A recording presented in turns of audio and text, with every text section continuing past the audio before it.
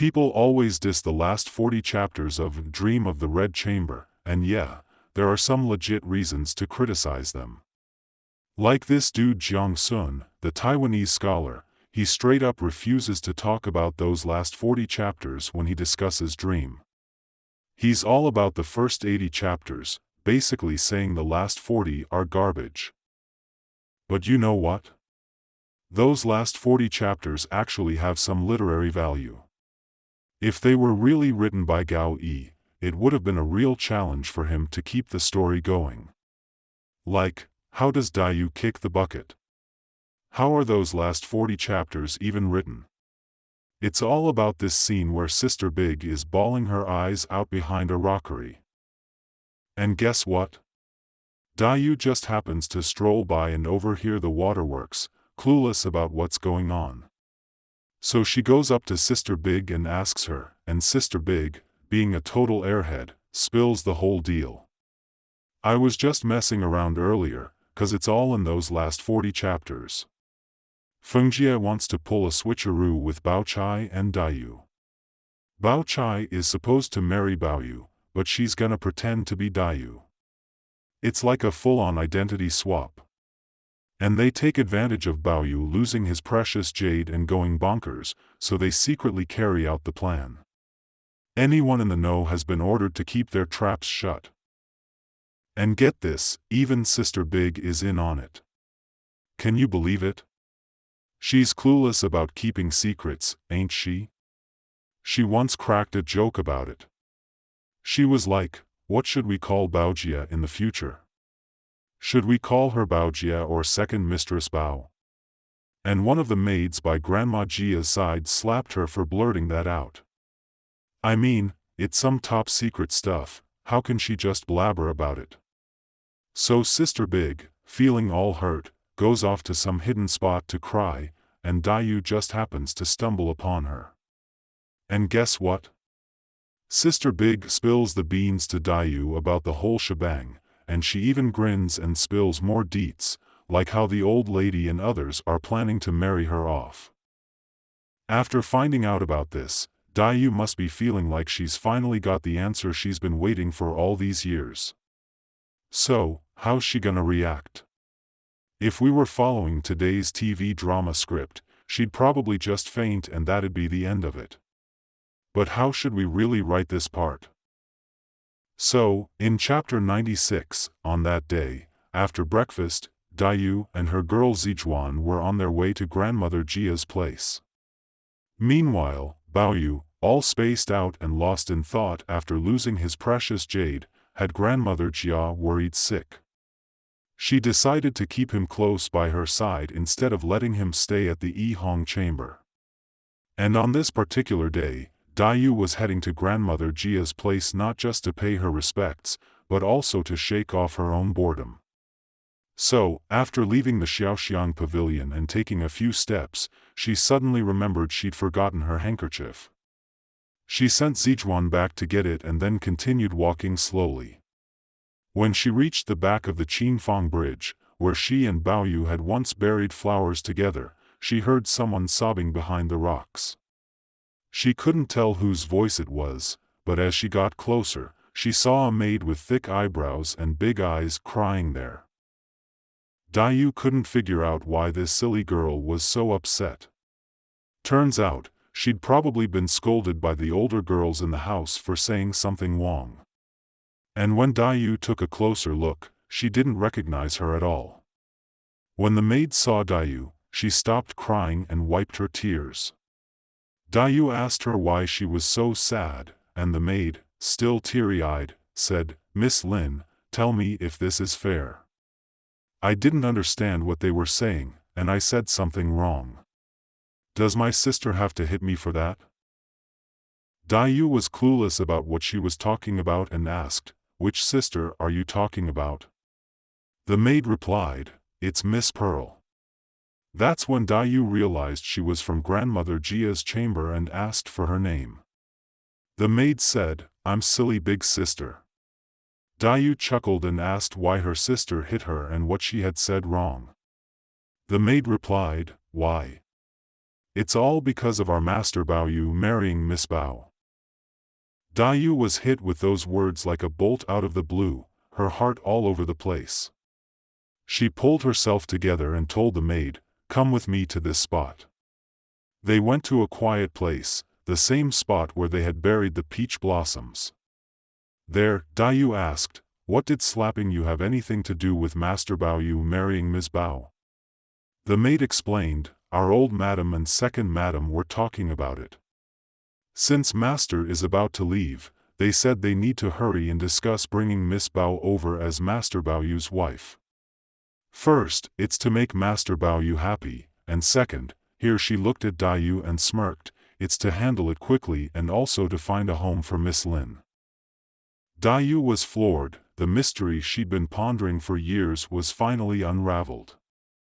At that moment, Daiyu's heart felt like it had been soaked in oil, soy sauce, sugar, and vinegar all at once, a mix of sweet, bitter, sour, and salty that she couldn't quite put into words.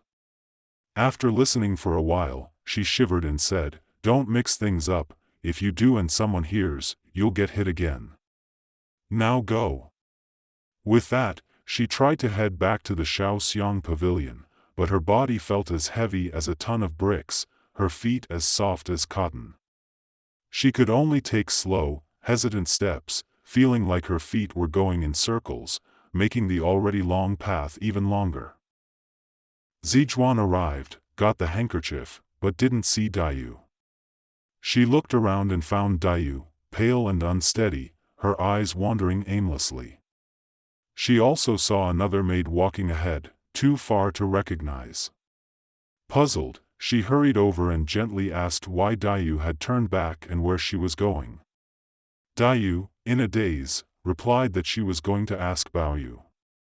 Zizhuan couldn't make sense of it, so she supported Daiyu and brought her to Grandmother Jia's side. When she got to Grandmother Jia's door, she was feeling a bit more clear-headed. She turned around and saw Zizhuan helping her, so she stopped and asked, "What are you doing here?" Zizhuan smiled and said, "I brought the handkerchief for you." Daiyu smiled back and said, "I bet you came to see Baoyu, otherwise why else would you be here?" Zizhuan, noticing Daiyu's confusion, knew she must have heard something from the maid, so she just nodded and smiled, but inside she was worried that Daiyu would see Baoyu. One was already acting silly, and the other now was so absent-minded. What would happen if something inappropriate is said at this moment?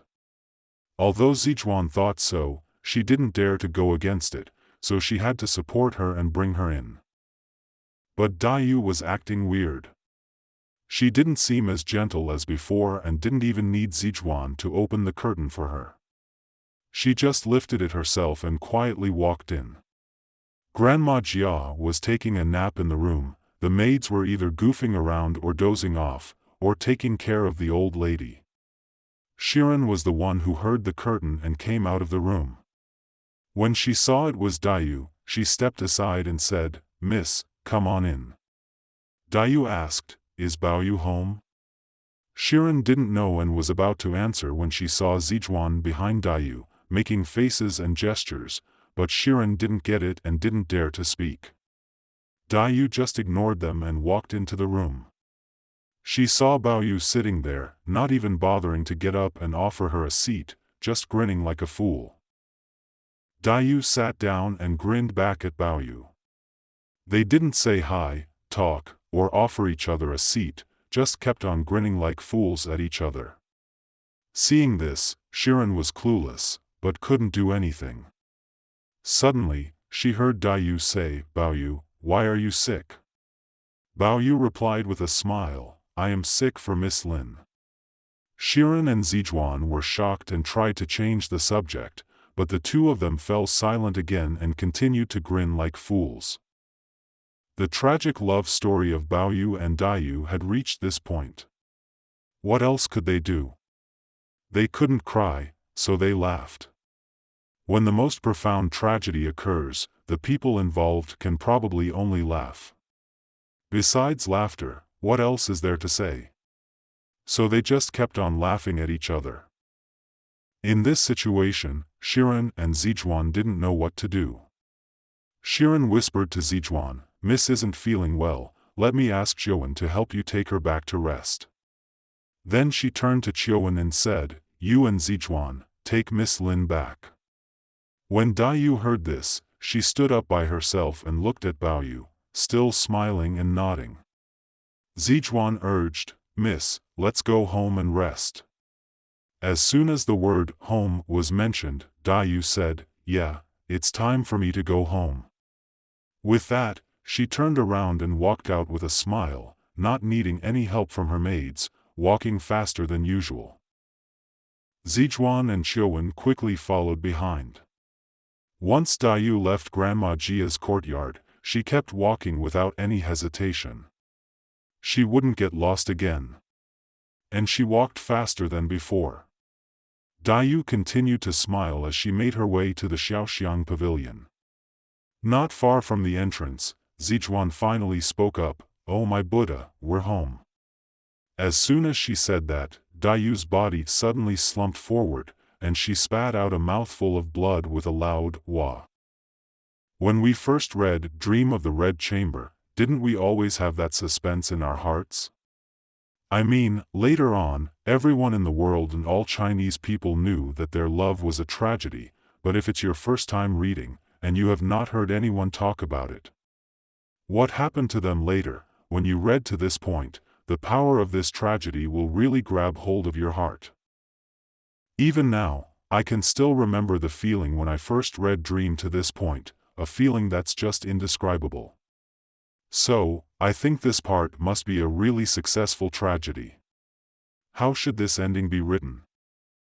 So, some parts of the last 40 chapters have really high literary value, and we shouldn't just brush them off. Gao Yi is still okay, right? No matter what anyone says. Even if it's now said that it wasn't written by Gao Yi, then this book is called Untitled, and what you have in your hands is called Anonymous, but it doesn't matter. The key is the person, whether called Gao Yi or Anonymous, when writing this part, their literary skills qualify them to continue from the first 80 chapters. So, Lu Xun's evaluation is the most fair. He said that the last 40 chapters, continuing from the first 80 chapters, are basically good, with a great tragedy unfolding, right? Ruin, decay, and death follow one after another. The tragedy is continued, but what is the only flaw? The final ending is somewhat uplifting, and at the end, there is the appearance of new hope, as if it's about to be revived again, and this is the failing. Do you agree with what Lu Xun said? I made a PPT earlier. A Brief History of Chinese Fiction, which is a really important work by Lu Xun, talking about the story of the stone.